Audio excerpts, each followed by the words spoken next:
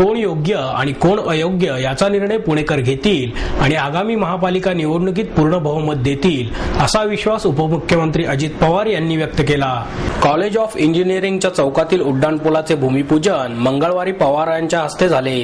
आचारसंहिता लागू झाल्यावर हा कार्यक्रम होत असल्याने नव्या आश्वासनांचा पाढा न वाचता गेल्या 5 वर्षात कोणी काय चुका केल्या आणि सर्व पक्षांना एकत्र जावे लागल्याने शहराच्या विकासात अडथळे निर्माण झाल्याचा पाढाच पवार यांनी वाचला।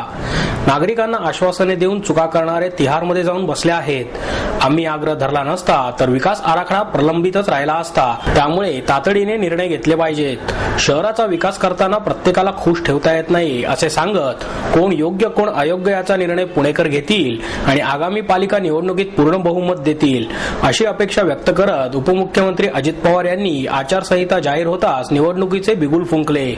तिहारमध्ये जाणाऱ्यांना पाठिंबा देणार की कोणाच्या पाठीमागे शक्ती उभी करायची याचा योग्य निर्णय घेणार अशा शब्दात कलमाडींचे नाव न घेता पवार यांनी त्यांच्यावर टीका केली।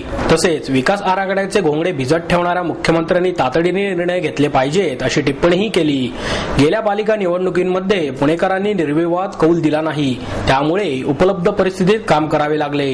कोणत्याही एका पक्षाकडे बहुमत नसल्याने स्थिरता स्थैर्य नव्हते। साहजिकच पिंपरी चिंचवड प्रमाणे शहराचा विकास वेगाने होऊ शकला नाही। मात्र पुणेकर जनता सुज्ञ असून विकास करणाऱ्या पक्षालाच पुन्हा संधी देईल अशी अपेक्षा पवार यांनी व्यक्त केली। मेट्रो एलिव्हेटेड की भुयारी यावरून आरोप प्रत्यारोप होणारच, पण नागरिकांना त्रास होऊ नये यासाठी अतिरिक्त खर्च झाला तरी भूमिगत मेट्रोसाठीच आग्रही राहणार असल्याचा पुनरुच्चारही त्यांनी यावेळी केला। आमदार अनिल भोसले, बापू पठारे, महापौर मोहनसिंग राजपाल, पिंपरी चिंचवडचे महापौर योगेश बहल आदी या प्रसंगी उपस्थित होते। गेल्या 5 वर्षांमध्ये इथल्या कचऱ्याच्या बद्दल कित्येकदा प्रश्न निर्माण झाले।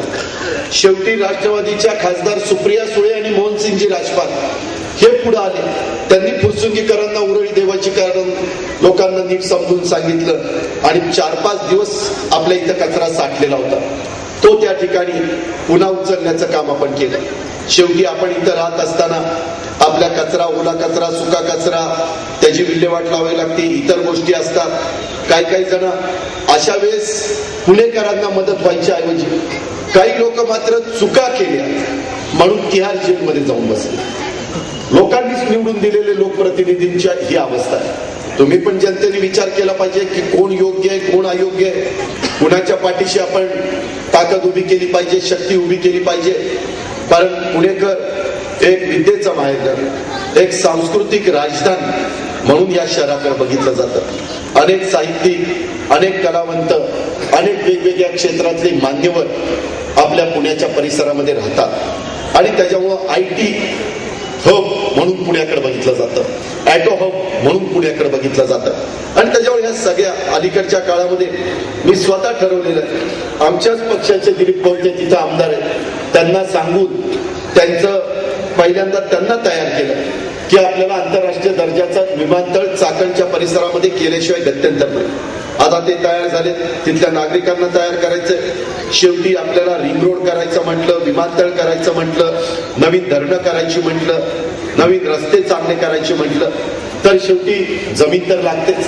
कुठं हवेमध्ये आपण काही करू शकत नाही आणि जमीन देताना लोकांचा किती विरोध असतो हे आपण आपल्या दैनंदिन जीवनामध्ये अनुभवत असतो। आणि म्हणून ही अनेक कामं करत असताना आपल्या पाटील इस्टेटच्या परिसरातले झोपडपट्टीचा प्रश्न, अनेक ठिकाणच्या झोपडपट्टीचा प्रश्न, तिथल्याही नागरिकांना अतिशय सन्मानाचं जीवन जगता आलं पाहिजे, त्यांना पण तिथं न्याय मिळाला पाहिजे, ही भूमिका SRAच्या माध्यमातून आपण घेतो। आम्ही काल निर्णय घेतले तर विरोधक टीका करतात कुठंतरी निवडणुका डोळ्यासमोर आल्या म्हणून निर्णय घेतले। आता ते निर्णय काही निवडणुकीचा आणि त्या निर्णयाचा काय संबंध आहे? काही विधानसभेच्या निवडणुका आल्या, शेवटी नगरपालिकेच्या मध्ये निवडणुका झाल्या, जनतेने कुणाला निवडून द्यायचं ते जनतेने कौल दिला। आता महानगरपालिकेच्या जिल्हा परिषदेच्या निवडणुका आहेत, त्याही बाबतीमध्ये जनता सुज्ञ आहे।